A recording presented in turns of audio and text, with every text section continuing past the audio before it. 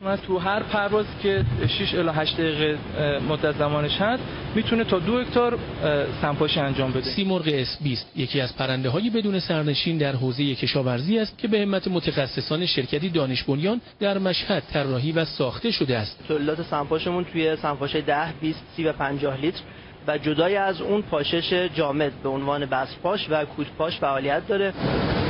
محصولی که علاوه بر صرفه‌جویی 90% در مصرف آب و 30% در مصرف سم، 25% هم از نمونه خارجیش ارزان‌تر است. سرعت سمپاشی خیلی بالایی داره، راندمان خیلی خوبی داره، مصرف سموم کم میکنه و خیلی از آسیب‌هایی که به گیاها وارد میشه، تلفاتی که وارد میشه موقع سمپاشی، این آسیب‌ها رو نداریم. با بومی شدن دانش ساخت این پهپادها به دست جوانان نخبه کشورمان، همه دهه 70 و 80 و بچهای نخبه دانشگاه‌های مختلف، دانشگاه شریف، دانشگاه فردوسی، دانشگاه‌های مختلف کشور،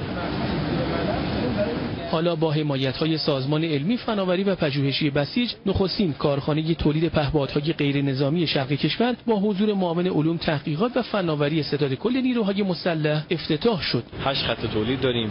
تولید محصولات کشاورزی رو داریم، پهپادهای کشاورزی 10، 20، 30 و 50 لیتری رو داریم، پهپادهای حمل محموله رو داریم، پرنده‌های آتش نشان که عرض کردم و پرنده‌های تصویربرداری و نقشه برداری. ایده و ابتکار از خود مردمه، راهبری از خود مردمه و سعی میکنه سازمان اون بسیج کردن این ظرفیت‌ها رو در واقع انجام بده که مأموریت اصلیش هست.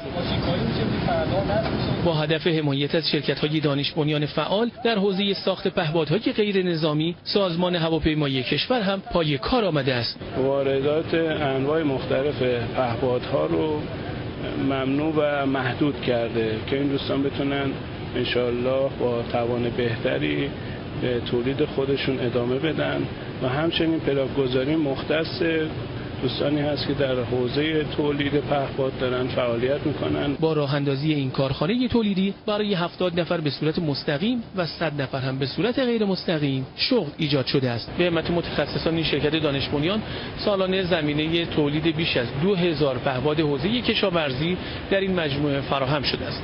مهدی رهنما، خبرگزاری صدا و سیما، مشهد مقدس.